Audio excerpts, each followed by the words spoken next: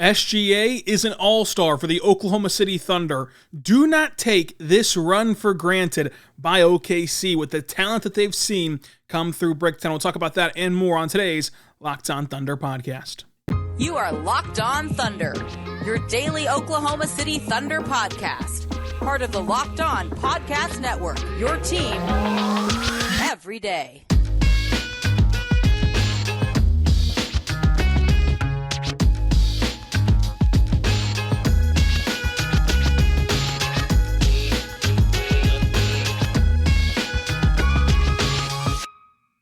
Let's get it going on the Locked On Thunder podcast, on the Locked On Podcast Network, your team every day. I am your host, media member and editor-in-chief over at thunderousintentions.com, Rylan Stiles. You can follow me on Twitter at Rylan_Stiles. Follow the show on Twitter at LOThunderPod.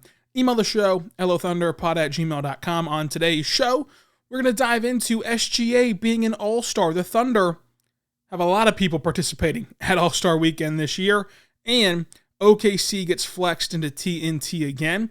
The NBA trade deadline, less than a week away now, and it's heating up with Kyrie Irving demanding a trade. Does that impact OKC at all?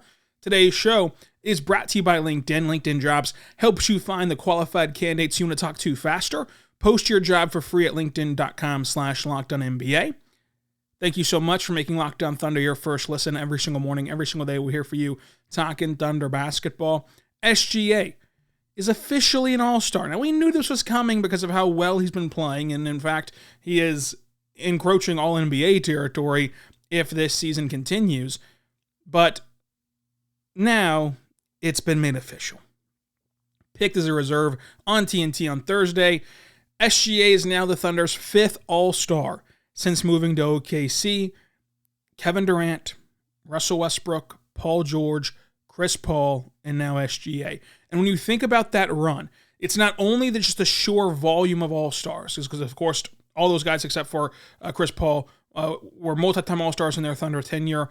But whenever you look at this, and now SGA will hopefully, of course, continue the stretch of being a multi-time all-star.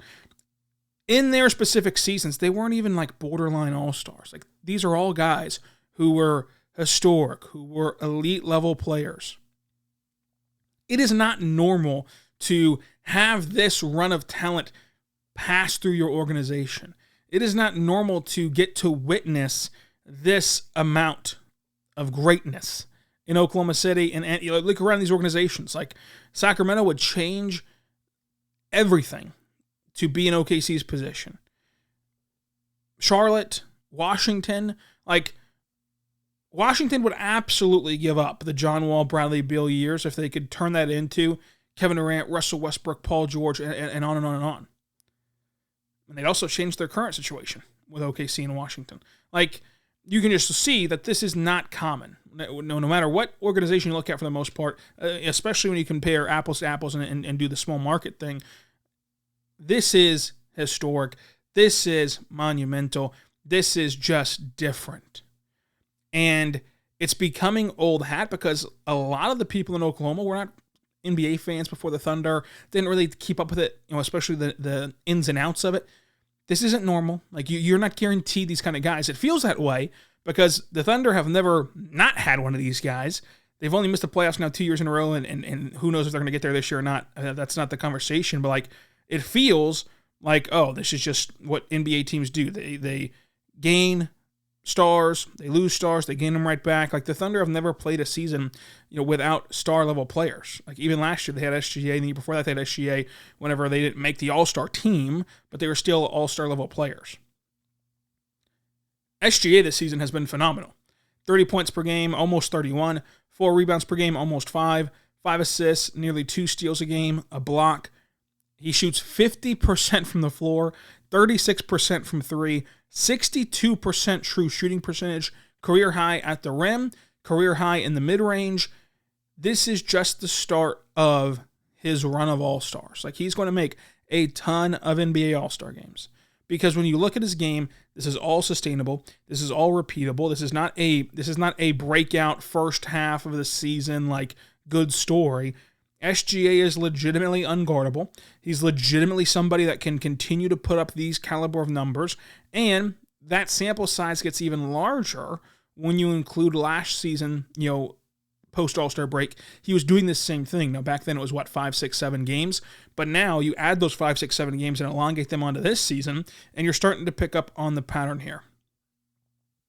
And not only is he playing at a high level, he continues to say all the right things about wanting to be in Oklahoma City, wanting to see this rebuild through, wanting to grow with this team. And even today, he was asked about what it's like to have him and Josh Giddey and Jalen Williams all going to All-Star Weekend. For Giddey and J-Dub, they're both going to be there for the Rising Stars game. Of course, he's going to be there for the All-Star game. And he says simply, quote, "It means our future is bright." Like, that is the quote from SGA. Like, he understands what a unique position this is to have such a bright future and to be the guy, the catalyst, the franchise player involved in that, on top of the draft picks, on top of how this team can continue to get better and continue to improve. Like, think about this with a step back.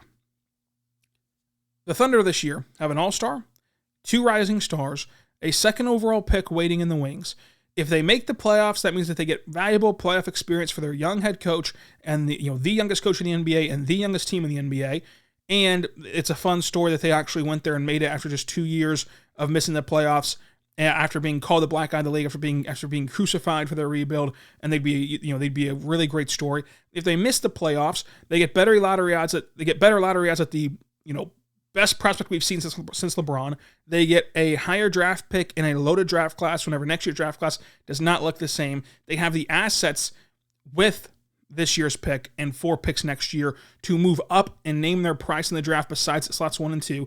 That the draft starts at 3 because whoever gets 1 and 2 is going to take Victor and Scoot. But starting at 3, the Thunder, if they miss the playoffs, have enough assets to go up to 3 if they want to. If they zero in a guy that they like at 3, they have the formula, they have the ammunition to go up there and get it. So no matter what happens over the course of these next X amount of games between now and April, this is a wonderful home run of a season. Even if they just collapse and these last 2 games, Warriors and Rockets games losses, kind of send them on a spiral record-wise, which I don't know that will happen or don't think that will happen necessarily. Even if that were to happen, this would still be a massively great year for OKC. And so this was just another cherry on top for SGA and for Oklahoma City, for this fan base to celebrate all that's happened. And all of the ridicule, all of the, trade SGA, Sam Presti cares more about first-round picks than players and winning.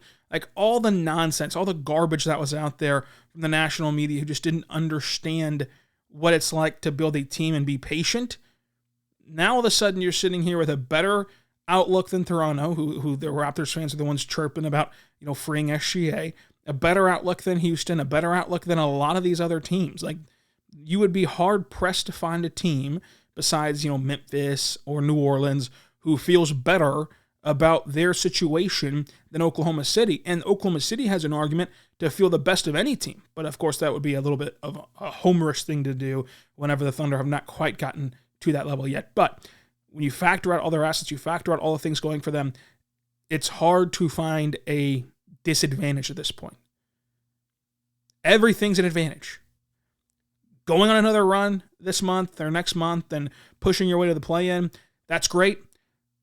Going down record-wise, as a young team that struggles to close out games against this upcoming slate where you're going to play the Warriors again, you're going to play the Lakers, you're going to play Portland and New Orleans, that's fine too. That's perfectly fine too. So everything's great. SGA's an all-star. That is awesome. We're going to talk about the Thunder getting moved into TNT national TV again as LeBron and the Lakers chase history. The Thunder have a very important stretch heading into the All-Star break, plus 3 nominees for monthly awards for OKC after their great January stretch. We'll talk about all that coming up, but first, I want to tell you right now, about our good friends over at LinkedIn. Go to linkedin.com/LockedOnNBA right now, because as a small business owner or a hiring manager, you know that success in 2023 all depends on the team members you surround yourself with.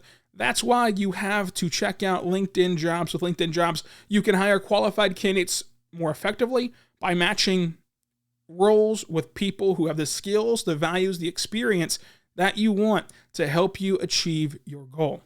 LinkedIn Jobs helps you quickly attract qualified candidates with your open jobs with targeting tools. Go beyond resume data by using insights from your job post company with over their 875 million member profiles that they have out there for you. You can post your job in front of them and find the most qualified candidates by identifying them on LinkedIn Jobs. They make it easier to screen and rate applicants based on their job qualifications all on one platform. LinkedIn Jobs helps you find the qualified candidates you want to talk to faster. Post your job for free. LinkedInjobs.com/LockedOnNBA. That's LinkedInjobs.com/LockedOnNBA to post your job for free. Terms and conditions do apply. We're back on the Locked On Thunder podcast, on the Locked On Podcast Network, your teams every day. Thank you so much for making us your first listen every single morning, every single day. We're here for you talking Thunder basketball. For your second listen, check out the Game to Game podcast. It's a nightly recap of everything happening around the association. Go check them out today. And in January, the Thunder were great. 9-5, a fantastic month in which they had like the third best net rating and all these stats that you can pull up of how great they were in January. And they got rewarded for it in a way. You know, first of all, Shai was a nominee for Player of the Month in the Western Conference. Well-deserved. J-Dub was a nominee for Rookie of the Month in the Western Conference, which he lost to Keegan Murray. I think that there was a good point made on Twitter in my mentions whenever I posted about how he was a nominee, about the head-to-head matchup between him and Keegan Murray might have given Keegan Murray the edge. The numbers are very close. You could have gone either way. I don't really think that there was a wrong or right answer in the vote, so going to Keegan Murray is fine. And then, for Western Conference Coach of the Month, Mark Daigneault was the nominee in the Western Conference. That's awesome as well to see him get some recognition. Now, with that being said, after a fantastic January, 0-1 in February with a very, very, very disappointing loss to the Houston Rockets in Houston. And right now, the Thunder sit with the 8th worst record in the NBA. They sit 4.5 games out of the 5th worst record. The Thunder are a game and a half out of the NBA play-in. So, as we talked about in the first segment, everything is still in front of them. Like, if the season were to just end today, the Thunder would have the 8th best lottery odds. They'd have a 20.3% chance to jump into the top 4 of the NBA draft. They'd have a 4.5% chance to leap up to number 1 overall and thus get Victor Wembanyama. They're a half game out of 7th, which then increases their odds to 32% to get the top 4, 31.9% technically, and 7.5% chance to get Victor Wembanyama. They're a game and a half out of 6th, which would have them at 9% chance at Wembanyama and 37.2% chance at top 4 in general. And then we mentioned the 5th already. So like they're right there where they can have some fantastic ping pong balls and hope for luck. They're also right there in the sense of making the play-in. And this stretch before the All-Star break will decide how this team handles post-All-Star break. Against Houston on Saturday night in OKC, at Golden State, at Lakers, at Portland, versus Pelicans, versus Rockets. When you look at this stretch, you get the Rockets at home twice to bookend it. In between those two games, those are all teams that are in the same spot that you are. So in order for the Thunder to make the play-in and declare themselves as a play-in, they would have then had to beat Golden State, Portland, Lakers all on the road. And then at home, beat New Orleans. Or, of course, not sweep that whole gauntlet, but at least had a respectable 2-2 record and then get both Houston games. Like that would keep them in the hunt for the playoffs as they enter the All-Star break. That would be pretty substantial. Like to go through that stretch and not go 0-3 or 0-4 or 1-3, like to get through that stretch any better than that, at that point, that would be, I think, personally, that would be enough to swing the opinion of the majority of fans. Anything shy of that, and you head in the All-Star break with a different feel. You celebrate Shai being an All-Star, you celebrate the Rising Stars game, and then you say, well, at that point you'd be probably 3 or 4 games out of the play-in. At that point, it would be best to maximize your lottery odds in the draft. And so we've been waiting and waiting and waiting for this team to declare which side of the eye they're going to fall on. And they've been able to survive most of the benchmarks. The Christmas Day benchmark, it was still up in the air. We set that benchmark after the East Coast trip. It was still up in the air. I think that at the All-Star break, there is not really much you could do to middle. Like you get both Houston games, that would be a huge plus considering that Houston's had your number. And then from there, if you get both Houston games and go 2-2 in those 4 games, like that's still really good for standings wise in this jumbled up Western Conference. If you go anything less than that, then including those Rockets games, if you drop one again or both of them again, because Houston has just dominated this series of the last couple of years, then you have a totally different tenor and a totally different outlook on where this season progresses from here. And neither one of them is good or bad or right or wrong. We can all have our personal belief and opinion of what would be best for this team moving forward. And I think a lot of people fall into the column of writing it out and just seeing what they think is best for the team is to just let them play. Roll the ball out there, see where they're at All-Star break, and we're going to know at that point. And if it's a case where you have a terrible stretch here to close out the quote-unquote first half, I know mathematically it's not the first half of the season, but quote-unquote first half of the season, and then you get to the All-Star break and go, you kind of have to side with the whole draft position stuff, that's fine. And if they surprise you over this next stretch of games as they've surprised you all season, and then it's looking more like the play-in, that's fine too. And I think that it's okay to have that middle ground opinion. I also think it's okay to advocate for either side. Like I think that if you want this team to make the play-in and want this team to push it all in for the playoffs, that's awesome. If you think that this team should just go ahead and capitalize on one more draft, especially considering this draft is so loaded, especially considering that the 24 class is not very loaded at all, especially considering that there's not really a chance that next year's team can capitalize on draft positioning, then that's a valid argument as well. We just have to wait and see how this all goes. But OKC was also moved to TNT for that Lakers game, which is great. Obviously, it has more to do with the fact that LeBron James could break the all-time scoring record against the Thunder on Tuesday in what's known as now the Crypto Arena, but in Staples Center. So OKC flexed another game for OKC into TNT, but that's still great. Like it's still awesome to see that this team will play in a wild environment. Like the tickets are going for $92,000 is the most expensive ticket to see LeBron break the record or get close to the record or however that is going to end up playing out mathematically after this Pelicans game. The environment that they'll play in is going to be awesome because it's going to be a lot of fans that are going to try to root for LeBron to get this record. They want to cash in on getting to see it in person, and I think that the environment will be raucous. And I think that you've seen SGA and others take pride or get up for these games in venues like the Staples Center, in venues like Madison Square Garden, in moments like this, and circling it all back to not taking for granted how much history the Thunder have had in their own franchise, but how many historic moments has OKC been a part of, like to this point? Like even just this specific season, they've already seen Dame become the all-time leading scorer for Portland, and they're going to see, mathematically we'll see, but they have a chance to see LeBron become the all-time leading scorer in the NBA. That's just one season of basketball, and a season in which you're below 500.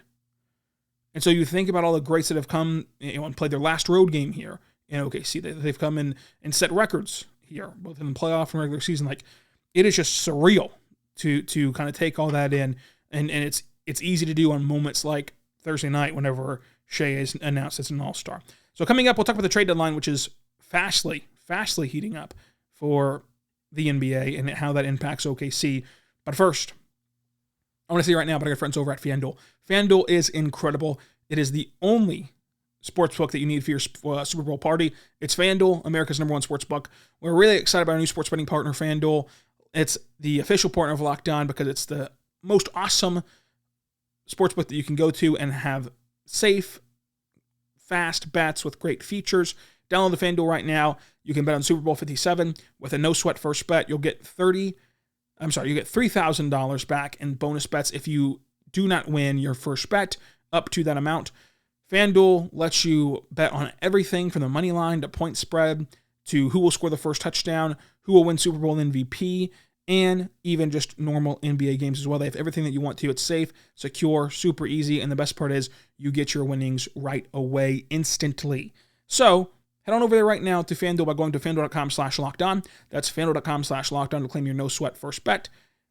Some of the great lines that are out there right now are the Super Bowl is right around the corner. The Chiefs are 1.5 point favorites in the Super Bowl game. I would bet on that for sure. Right now, Lakers and Pelicans. Tonight, that'll be a fun game. Lakers -1 on FanDuel as LeBron tries to keep pace to break that record on Tuesday in LA. Go check that out today. FanDuel.com/lockedon. We're back on the Locked On Thunder podcast. On the Locked On Podcast Network, your teams every day. Thank you so much for making us your first listen every single morning, every single day. We're here for you talking Thunder basketball. The NBA trade deadline is heating up as Kyrie Irving demands a trade. So how does this impact Oklahoma City? No, they're not going to go trade for Kyrie Irving. There's just absolutely no chance in the world that they trade for Kyrie Irving. When you factor in what Sam Presti looks for in players and talks about kind of what they look for both on and off the floor, I just don't see that being a mix at all. Plus, it's just not a great fit. Obviously, with Shai and Giddey and what you had to give up to get Kyrie, it's just no. But there are ripple effects to this. The most prominent being, what if the Lakers get Kyrie? They trade Russ and those picks because the Nets don't have very much leverage, because Kyrie's already made it clear he's going to leave if they don't trade him in the free agency. And so then the Lakers then catapult themselves out of your tier. And while doing that, they push someone down to your tier in terms of fighting for that play-in positioning. And that can make the pendulum swing for OKC. That can make the decision also, along with this pre-All-Star break stretch, of what you do in terms of capitalizing on trying to win, capitalizing on trying to maximize your draft picks, everything in between. And then for the Nets, are they in shambles? What's the return? Does the return set them so far back that now Kevin Durant also redemands a trade? That would be wild. I don't think Kevin Durant gets traded in season. This is about the summer. This is about the future. And KD is under contract until 2026. So what if he demands a trade this summer? Well, he did it last summer, and Brooklyn could not find a trade that was worth his value. So they just kept him. And they call his bluff because he's under control for so long. As far as a OKC reunion, would it be awesome to have Kevin Durant back in OKC? Absolutely. It would be incredible. But I just don't see that happening. I don't see it in the cards as of this very moment. It just seems impractical. But it would still be incredible if it were to happen. And you've noticed he's talking very glowingly about this core, talking very glowingly about Mark and about the Thunder organization. It would be awesome. But it's hard to go out there and predict that, especially whenever we don't even know if he's going to demand a trade. But it would be cool. Also be cool, in a weird Thunder universe way, if the Lakers did trade for him and reunite Russ and KD, and then somehow they went on a magical run in the East. That would be really awesome as well. But as for OKC in this trade deadline, which is a week away, I wouldn't expect anything. Like maybe they trade Bazley and get back, second round pick and some salary. That'd be fine. That'd be whatever. But I think it could be a wild day for the NBA as a whole. I think that you could see the Raptors sell. You could see Kyrie get moved. It'd be a wild day for the NBA. But for OKC, I wouldn't expect them to make any sort of move at all. Like at all. There's names out there that are interesting. I'm with you. If you're sitting there commenting frantically, Mo Bamba, that'd be cool. I'd be interested in a flyer in Mo Bamba. But I just don't think that the Thunder are there. I don't think that the Thunder are going to make a move or anything that draws attention, especially on what could be a wild day from the national landscape. Trading Bazley to the Kings does not draw a ton of attention, especially if you're in a day in which Kyrie could get moved. But that's all I would expect from the deadline for OKC's purposes. But it could be very wild from just a pure basketball fan agenda and lens. So we'll see. We'll be back to recap this Rockets game. It'll be a lot of fun nonetheless. Andre plays in OKC again today in the Paycom Center. First time since the injury that he's played in OKC. Because remember, he made that return in the bubble and then signed that 10-day deal with Brooklyn that didn't see a stop in OKC. So first time back in the Paycom Center since it's been named the Paycom Center, since it's been renamed. So it'd be pretty fun to watch that happen as well. So if you're at the Blue game, let me know on Twitter at Ryland_Styles. And until we get back and recap the Rockets game, be good and be good to one another.